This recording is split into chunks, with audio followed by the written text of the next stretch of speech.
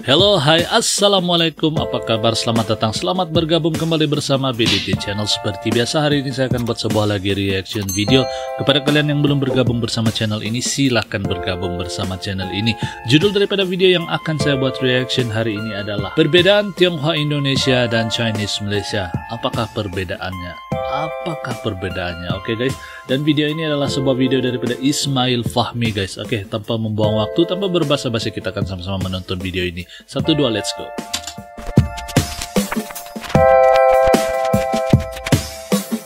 Assalamualaikum warahmatullahi wabarakatuh. Di video ini saya akan berbagi cerita mengenai perbedaan antara Tionghoa Indonesia dengan Tionghoa Malaysia. Kalau di Malaysia, video ini saya buat karena saya tertarik setelah melihat beberapa komentar yang ada di video saya yang satu ini. Bukan Tionghoa, video ini sebetulnya bercerita mengenai warga Tiongkok yang dulu lahir dan besar di Indonesia. Video ini saya Namun karena nih. kondisi sosial politik yang kurang menguntungkan pada tahun 50-an hingga 60-an, akhirnya mereka terpaksa pindah ke Tiongkok. Namun karena kecintaan mereka terhadap Indonesia, sampai saat ini mereka masih bisa berbahasa Indonesia, bahkan bisa menyanyikan lagu-lagu kebangsaan Indonesia. Seperti apa? Ini dia ceritanya. Video ini saya ada tengok nih guys, saya ada buat reaction juga. Air yang kita jadi Cinta Indonesia. ya. Inilah beberapa komentar yang kemudian memunculkan rasa penasaran saya. Mengapa komentar dari penonton Malaysia ini seolah menunjukkan bahwa Indonesia seharusnya bangga dengan nasionalisme dan keindonesiaan etnis Tionghoa Indonesia. Wow, banyak orang Saya pun komen. melakukan sejumlah riset di jurnal-jurnal ilmiah untuk dapat memahaminya.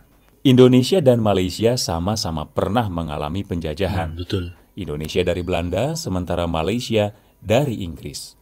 Salah satu dampak dari penjajahan itu muncullah kelas sosial dan ekonomi yang berbeda, yaitu warga beretnis Tionghoa dan warga pribumi.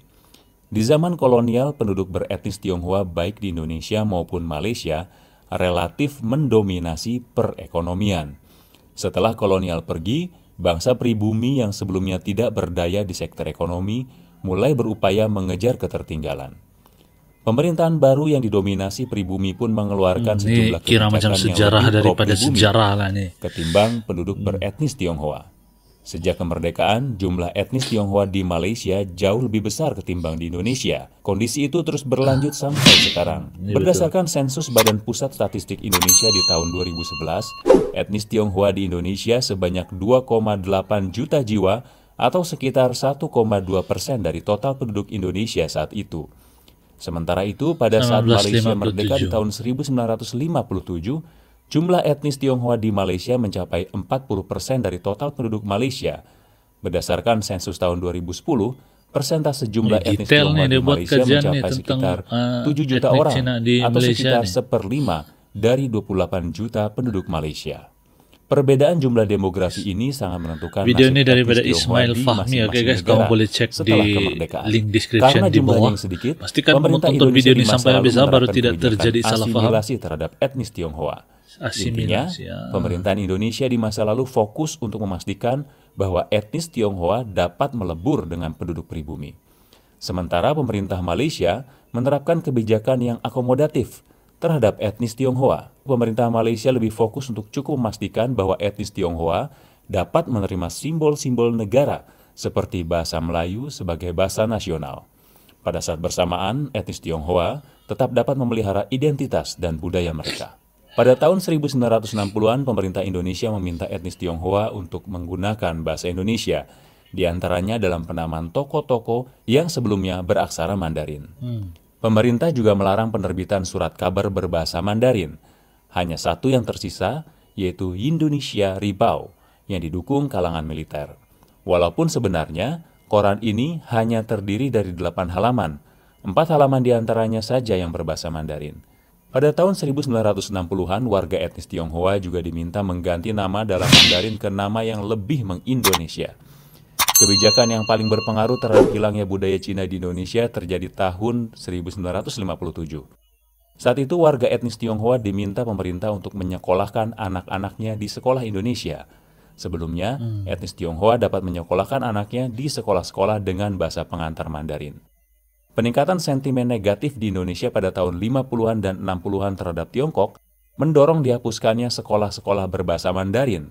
Dan ketika semua di kebijakan Indonesia itu tidak sekolah diberlakukan, berbahasa relatif Mandarin tidak rupanya. terjadi perlawanan dari etnis Macam mana Tionghoa kalau di dalam Indonesia. keadaan sekarang guys? Masih Berbeda tiada. dengan di Malaysia. Di Malaysia Kalangan ada. nasionalis Melayu sejak kemerdekaan di tahun 1957 berkeinginan kuat untuk menjadikan bahasa Melayu sebagai bahasa nasional. Namun, pemerintah tetap menjadikan bahasa Inggris sebagai bahasa resmi Malaysia.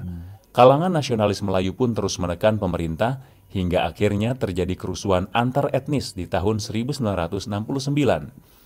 Penduduk non-Melayu seperti etnis Tionghoa dan India melakukan perlawanan. Ya, ini Kerusuhan antar etnis yang Pernah terjadi di tahun terjadi. 1969 ini akhirnya mengonsolidasikan sistem politik dan hubungan antar etnis di Malaysia. Walaupun bahasa Melayu mulai ditetapkan sebagai bahasa resmi di dunia pendidikan formal, penggunaan bahasa asing lain seperti Mandarin dan Tamil tetap diperbolehkan, terutama di sekolah-sekolah swasta. Pada tahun 1969, Perdana Menteri Tun Abdul Razak menyatakan bahwa budaya Malaysia harus berdasarkan budaya bangsa asli Malaysia, yaitu Melayu. Pada Kongres Kebudayaan Nasional pertama di tahun 1971, sebuah resolusi dikeluarkan yang intinya menyatakan bahwa budaya Malaysia harus berdasarkan budaya lokal, yaitu budaya Melayu. Kebijakan tersebut mendapat tantangan dari etnis non-Melayu seperti etnis Tionghoa dan India. Mereka pun melakukan perlawanan. Di antaranya terlihat ketika pada tahun 70-an, Universitas Teknologi Malaysia mengatur wisudawan pria untuk mengenakan peci pada saat wisuda.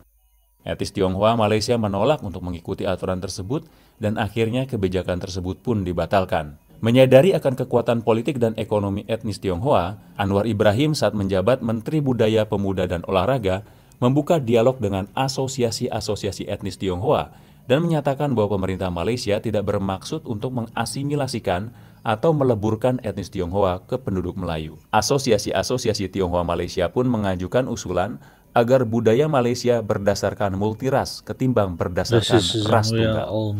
Jadi setelah kita melihat video yang tadi, sebetulnya apa yang terjadi di Malaysia dengan apa yang terjadi di Indonesia terhadap etnis Tionghoa menjadi berbeda karena memang sejarah yang pernah ada di masa lalu. Betul. Intinya adalah karena jumlah etnis Tionghoa yang ada di Malaysia lebih banyak dibandingkan jumlah etnis Tionghoa yang ada di Indonesia, maka akhirnya etnis Tionghoa yang ada di Malaysia lebih mudah mempengaruhi kebijakan-kebijakan pemerintah terhadap mereka.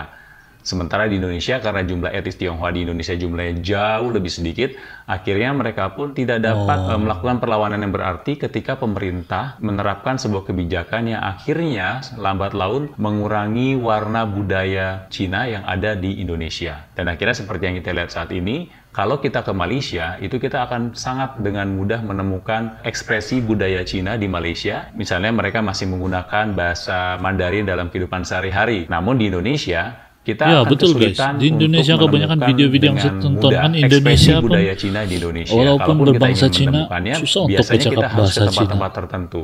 Dan di Indonesia, bahasa Mandarin atau bahasa Cina juga memang tidak lagi banyak digunakan oleh generasi muda. Itu dia, jadi sejarah masa lalu membentuk yang terjadi saat ini. Jadi menjadi sangat wajar sekali kalau kita melihat di video ini, kalau ada orang Tiongkok yang dulu pernah lama tinggal di Indonesia, mereka masih bisa berbahasa Indonesia, bahkan bisa menyanyikan lagu seperti ini. Memang satu kejutan ya. Mula-mula saya tengok video ini saya pun terkejut nih guys. Mula-mula saya tengok video ini saya sangat terkejut, sebab saya sangat terkejut apabila seorang warga Tiongkok bisa berbahasa Cina. Bermanfaat. Ismail Fahmi bagi cerita. Memang luar biasa. Oke, memang betul apa yang dikatakan oleh Ismail Fahmi tadi.